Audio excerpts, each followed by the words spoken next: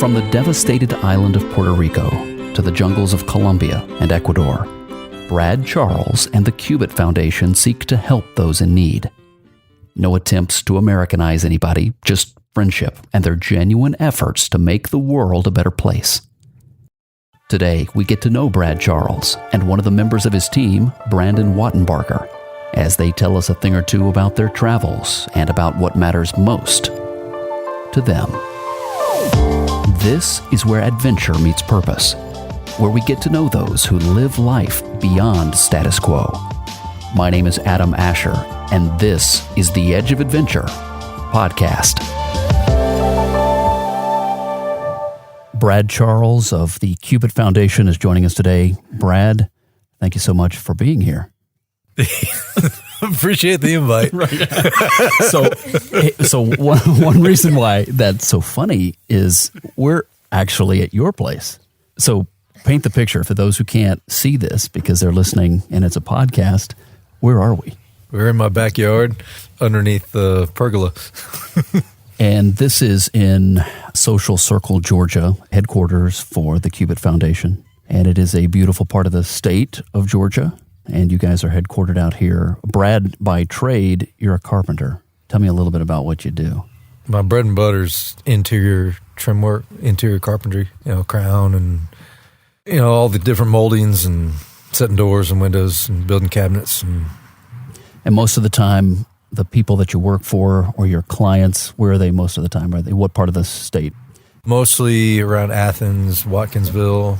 I try to stay out of Atlanta. Yeah. Athens, home of the University of Georgia. So you're president of the Cubit Foundation, and as president of that organization, you travel around, you go to these different countries, and you do things for people. Tell me a little bit about the Cubit Foundation and why you guys do that. Well, Cubit Foundation is humanitarian. I guess our focus and motivation is helping widows and orphans throughout the world. Recently, you took a trip to Colombia, and the organization works where in Colombia? What part of the country is that in? Most of the time we fly into Bogota, but then from there we will branch off to Cali, Pereira, little city called Huapi, various other places around Colombia. Helping out churches, helping out people groups, putting in water treatment facilities or wells or, things like that, helping a lot humanitarian-wise. So you get from Bogota over to, what is that, the Pacific coast where Huapi is. And Huapi is that a big town? What's that like? It's really tiny. It's, I don't know how to relate it, but there are Indians that live in the jungle, and there's Afros that live in the city. And they work together. Some of them, they harvest bananas or plantains on this side of the river, and then the indigenous, they stick to themselves on their side of the land. So you guys have worked with a particular group of the indigenous people there? Yes, we've been working with them 6 or 8 years now, and a good friend of mine, he is a kind of the chief of the community, but he's also like the pastor of the community. His name is Fernay Mejia. Real good friend of mine, and we've helped them build, it's like a church / school, and the second story like houses missionaries that come out there and work, and different medical teams and things. So that was a project we did, and we put a water filter system in for them. You've been there how many times? Maybe 10 times I've been there. I get to that city, that particular village. Go back to the first time that you went there. So when you first met the indigenous tribe there, what was your reaction? Well, I've done, previous to this, I've done a lot of work in Ecuador with the Guaranis. And I'm not going to say it's old hat, but I was kind of used to it. You're the outsider. Yeah. Do you feel accepted when you're there? I do, totally. And I feel accepted and I feel protected. They love me. I don't go in and say, hey, this is what you need. I say, hey, what do you need? And then I'll do whatever they think they need. I don't try to push that America onto them. So I think that's a big difference why they accept me and everybody that I bring. What is life like there? I mean, it's pretty awesome. They wake up and eat plantains, and they go hunt, and they'll go catch some fish, and they'll go sell some plantains or fish and start all over again the next day. So what are some of the ways that you have seen that indigenous community grow or change through the last 6 or 7 years? I guess what I've noticed with that community in particular is they have their own kind of a shop, and they make jewelry, and they make little things, they carve things, and they go sell them throughout Colombia, and that generates money for the community.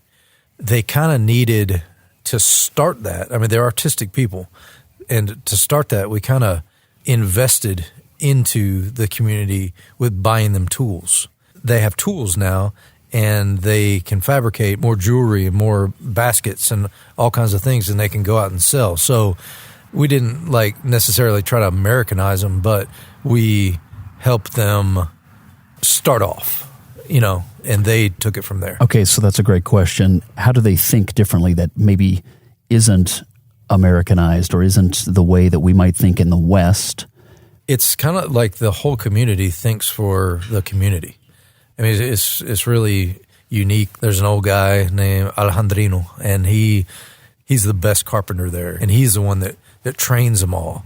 Like Alejandrino, he doesn't like to go to the city. He teaches them, and then the other guys go off and sell the stuff that they make. I'm noticing you have on some kind of a pendant there. What is that you're wearing? Yeah, it's a dolphin. And Alejandrino made it. He's the older guy. So they make those things, and then they sell them. Where do they sell them? They go to different fairs and stuff throughout the country, to Bogota or Cali, and they'll have fairs on the weekends. And they'll go and they'll fly, take buses, and they'll take all their stuff, they'll sell it all, and then they'll bring it back to the community, and then build a swing set for the kids. It's really neat. They'll all kind of chip in together. What's the name of the community? So Guapi is the small town, right? And then the indigenous community where your friends there live. Canaan. Yeah. Okay. What's one of your favorite stories from the indigenous community in Colombia? I recall you saying something about the way that they would protect their boats. They have a little system. Yeah. So Alejandrino, that's Fernay's dad. He used to be the witch doctor in that village. And by used to, why not anymore? No, he got saved. He accepted the Lord, and he kind of turned all that down. And everybody knew him as a witch doctor in that community, a witch doctor of that people group. But he got saved. So they had a nice fiberglass boat. They never had a fiberglass boat. They've always had to make their own out of trees. Chop the tree down and carve it out. So they had a nice fiberglass boat, and then one night, some of the guys from the city stole the boat. They never found it. So a couple of friends of mine in Colombia, they got some money up together, and they bought another boat for them. And to protect the boat, Alejandrino took a old Coke bottle, filled it with a bunch of leaves and feathers and crap, and hung it from a tree. And so they thought it had black magic in it. So they never, ever, ever stole another boat from them. So it was kind of funny. Talking today with Brad Charles, who is the president of the Cubit Foundation. And we've been listening a little bit, or been learning from him about some of the adventures that you guys have had in Colombia. Tell me about some of the trips you've taken to Ecuador. I was always flown into Quito. One of my favorite places in Ecuador throughout the world is Baños, Ecuador. I love it there. But mainly the work that we've done in Ecuador is working with the indigenous there also, the Guaranis and the Shuar. Basically, we've helped missionaries that were there living in the community with the indigenous. And we've build them houses and churches and community buildings, different things like that, and just learned a lot about their culture and just what different things mean. And they use like toucan feathers and stuff for crowns and all that. It's really neat to learn different. Have you ever taken friends or colleagues back from the U.S.? Yeah, I've taken a lot of people there. What is their reaction? I mean, one reaction, there's a kid that I used to youth pastor, and he's never been out of the country before, and he was 18, and I took him to the jungle in Ecuador, and we were the first people in this community, and the missionary was coming like 2 planes behind us, and so we got off the plane. The chief met us there. He had a little teeny shotgun and a spear, and he was about like 4 foot. And Bo, the guy with me, he's like 6 foot. And he looked at me, he said, I don't know about all this shit. And so it was good though. It was we had a good time. And same thing, they accepted us because we're there to help them. Not. But they have a special drink, which you told me is fantastic. Chicha. It's chicha. Chicha. Okay, what is it? What is it? It is where all the women in the community sit around a big cazuela and a big bowl, and they chew up bananas and plantains and spit into the bowl. And they cover it with like a cheesecloth sort of thing and let it ferment for about a week, and then they dip it out and serve it to their men. So what's your policy on something like that? Are you able to play like I'm an American, so no thanks, I'll pass? I drink it. I don't get drunk. It's like drinking a nasty beer, but it's just, I'm not into offending people, as far as offending other cultures. You get accepted a whole lot quicker and better if you just do what they do. So why do you go on trips like that? Dang, I mean, even since I was just a kid, traveling with my mom and dad around, I've always had just something in me that just pulled me to going to help, doing projects, saving up money, raising money, and then go do another project, and then go do another project. I don't know. That's kind of how I've always done it. I just always had like this pull down deep inside, and I've just always done it from first time we met, in Mexico. That was 20-something years ago. But the same thing, I had like this pull to just go. So yeah, actually Brad and I have known each other for 20-ish years, and we did meet on one of those trips to Mexico. It was like 4:30 in the morning. We were headed to the airport, and we were meeting the group. And so everybody was kind of congregating and throwing their bags in the van, something like that. And again, it was before the sun had even come up. Of course, there I was with my hat on. And you came up and said, what, do you remember that? What's up, Panama Jack? And it took me a second. I wasn't sure, whether I should be offended or what, but I knew in that moment I was either going to hate this guy or we were going to be best of friends. So Panama Jack, what's up, Panama Jack? So I want to move now to the Caribbean, to another place that you've been several times, a place you care a great deal about. You care a great deal about the people there. Puerto Rico. And of course, it was just a very, very active hurricane season. Hurricane Maria went through the Caribbean, did a lot of damage. In particular, it hit Puerto Rico very, very hard. That was why you guys at the Cubit Foundation chose to go down. What did you guys go to do, and what did you see? We went to go help the victims, putting on roofs and buying tools, buying materials, just doing whatever we could.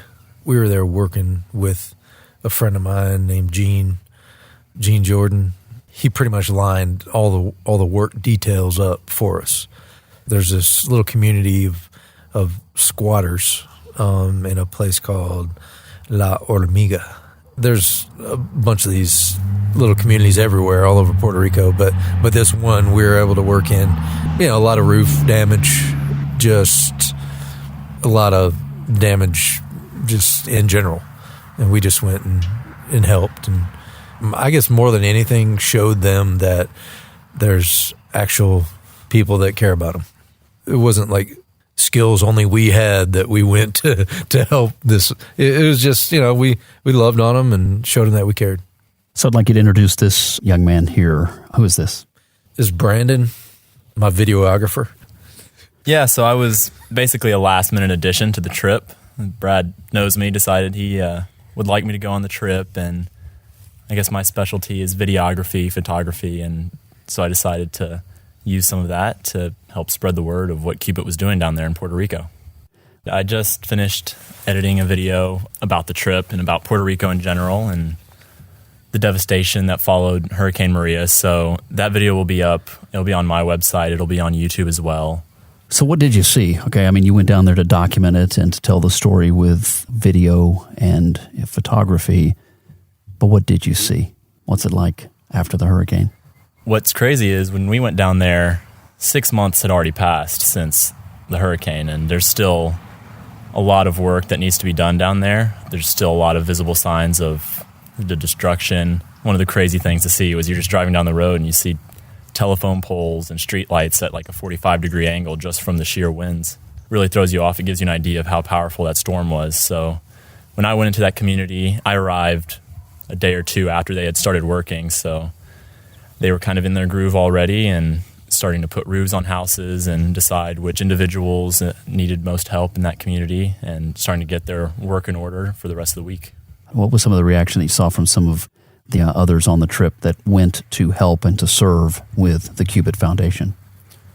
Yeah, what was really cool was I think many of the people that went on that trip, this was one of the first trips that they've had outside of the continental U.S., and so they really just got to observe what it's like to live in a place that's like Latin America. Technically, like you said, Puerto Rico is part of the U.S., so there is some of that influence there. You have some comfort in that sense, but it is another world, and to expose people to that world really opens their minds and opens their perspectives to what really is out there and the need that exists beyond just your local community. I know one of the things that really affected some of the people was, like Brad said, just talking to the people and just letting them know that we were there to help really made a lot of those people that were living in the community, they got emotional. And I think that really touched a lot of the people that went on the trip, and to realize that they just want somebody to care. And just knowing that there's somebody out there willing to help, that makes a world of difference all on its own, even if you're not able to do something in that moment. Just that you're there and you want to do everything you can to help either that person or that person's community. What were some of the most challenging circumstances that you saw? At least specifically with La Hormiga, one of the things that was one of the greatest challenges that I saw was these people weren't in the best of circumstances to begin with. So they were specifically really hurt by the storm and by the hurricane season. And so now that they have so much to deal with, they have so many problems to overcome, they don't really have the ability to bounce back from that by themselves. One of the people that they helped was a guy who suffered from diabetes, so he lost a lot of his fingers and toes. One of the things that he shared with us is that he loves to fish, and he can hardly even fish anymore. That's become such an issue. And so you can't really expect a guy like that to be able to fix his own roof. You can't get on a rooftop. These houses were also not in the best condition, so they were also really susceptible to the winds and to the strength of the rain. And we saw houses that you could tell just the roof completely came off. We talked to this one other lady. She was a single mother, had 2 kids, and her entire roof completely just came off except for one room. So having to repair that and figure out what they're going to do next was a serious challenge. Some people will tell you, but the world is, there's a lot of suffering. You can't fix it all. You're just one person. You're not going to be able to go out there and make everything better. How would you respond to that? I would say that the moment that you help one person, even if it's just one person, and like I said, even if you can't do everything for them, the moment that you really just see the look on their face when they know that you're going to help them, that tells you everything you need to know. That's why people do it. That's why Brad does it, because you're right, there's so much suffering and we can't end it all, but just to change one person's world is enough, and you get hooked on it immediately. And I think that's also part of the reason why Brad does these trips, is to take people that haven't done this sort of thing before out into the middle of nowhere and to help someone that they would have no connection with otherwise. And then to show them that there's this whole other world of service that you can tap into. And then once that person gets hooked on it, I know they want to do it for the rest of their lives. So is that a part of what the Cubit Foundation does or likes to do, Brad, is give other people the opportunity to experience other cultures, to go on an adventure, but also to discover real purpose in the process? I love taking guys that have never been out of the country or just graduated high school, don't know what to do with their life, just graduated college, open their eyes a little bit. I thrive on that. If I didn't work, I'd probably do that full time. So what was it like working with this guy? His full name is Brandon Wattenbarger of BrandonWattenbarger.com. How did he do? And has he ever helped you on any other projects? Yeah, he's helped me since he was about 2 months old. He's been on a trip or two. Brandon, you've been, of course, name some of the countries or places that you've had the opportunity to see. Yeah, well, I guess the list includes Colombia. Went on that trip with him. I guess it was last year, the end of last summer. Colombia, been to Costa Rica, Puerto Rico, of course, Mexico, and a few other places as well. Okay, let's ask you a very open-ended question here. Why do you enjoy those types of trips? I mean, why do you go on a trip like that?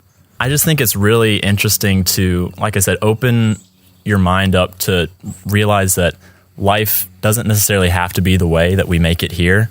There's so many other ways of living life and having an enjoyable existence. You go to places that are not as well off as the United States, and then you meet people that are living the happiest life that you can imagine, and they don't have what we have here. And it just gives you a new perspective of what really should make you happy. And it's also really cool just to see the differences between different cultures, the differences between what they value more. It opens up to a whole nother world of being able to relate to people in a different way. It's like you're involved in a whole other world that exists that you never knew was out there before. What about you, Brad? Ditto? Yeah, ditto. I'm trying to remember the question. Puerto Rico. You guys went to Puerto Rico. If someone listening to this would like to help the Cubit Foundation in that project or in some similar project, what's the best way for them to get in touch with you guys? I guess the website, cubitfoundation.org, CUBIT foundation.org. Cubitfoundation.org. And then also we'll put a link to your website. We'll put a link on theedgeofadventure.com so people can find it from there. And then, Brandon, you made a video for the Colombia efforts that Cubit has. And then you also made a documentary of the trip to Puerto Rico. For more information, BrandonWattenbarger.com or CubitFoundation.org. Both of those websites, we'll put links to those on the show page for theedgeofadventure.com. So everybody can check those out. What are we going to see in the video? Yeah, well, my goal with the video was basically to share the experience that I had going on this trip. You know, there was two things that I was struck with. One was the natural beauty of Puerto Rico on its own, and that's something I think everybody should experience, whether it's Puerto Rico or any other Latin American nation. And then second was the work that the Cubit Foundation was doing down there. It really is moving to see the work in action. I know you hear about mission work all the time. You hear about going to other countries to help people, but seeing it in action and seeing the effects and seeing the people, I think is a different way that it can impact you. So that was my goal with the video, with the project. So please check it out if you have any interest. So my guest today for the Edge of Adventure podcast, we have had Brad Charles. Brad is the president of the Cubit Foundation and also the Cubit Foundation's videographer, Brandon Wattenbarger of BrandonWattenbarger.com. And of course, we've already established that Brad is a longtime friend of mine. And if people couldn't already tell, I happen to know this guy, Brandon, and know him pretty well. He is my son, and I am very proud of him and the work that he has done. So with that, I want to thank both of you guys for joining us for the podcast. And again, all those links will be on our website at theedgeofadventure.com. Thank you, guys. Thank you. Dios te bendiga. My name is Adam Asher, and you've been listening to the Edge of Adventure podcast. To learn more, log on to theedgeofadventure.com. And while you're there, check out the video series where we go off the grid to discover some of the great things people are doing all around the globe to make the world a better place. I call it my search for adventure and purpose. You'll find us on social media too. Just look for the hashtag #TheEdgeOfAdventure. Thanks for joining us. Always great to have you with us as together we aim to live life for something bigger than ourselves. This is The Edge of Adventure, where we go beyond status quo.